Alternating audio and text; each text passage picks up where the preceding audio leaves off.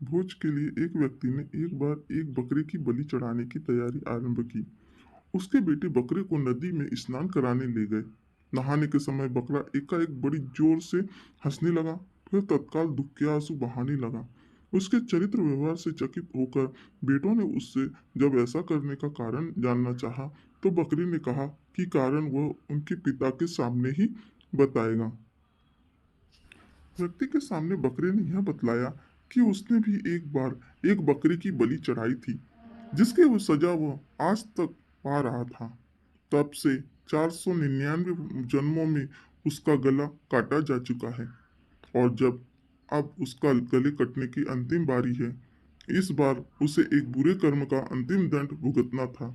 इसलिए वह प्रसन्न होकर हंस रहा था, किंतु वह ही दुखी होकर इसलिए रोया था कि अगली बार से तुम्हारे भी सिर 500 बार काटे जाएंगे।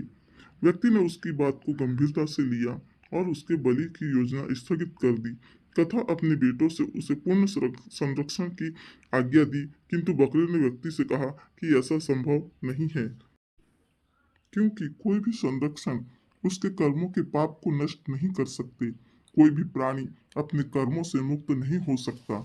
जब बेटे उस बकरे को लेकर उसे यथोचित स्थान पर पहुंचाने जा रहे थे, तभी रास्ते में किनारे एक पेड़ के शाखा पर नरम नरम पत्तों को देख ज्यों ही बकरे ने अपना सिर ऊपर किया, तभी एक वज्रपात हुआ और पेड़ के ऊपर पहाड़ी पर स्थित एक बड़े चट्टान के कई टुकड़े छिटके।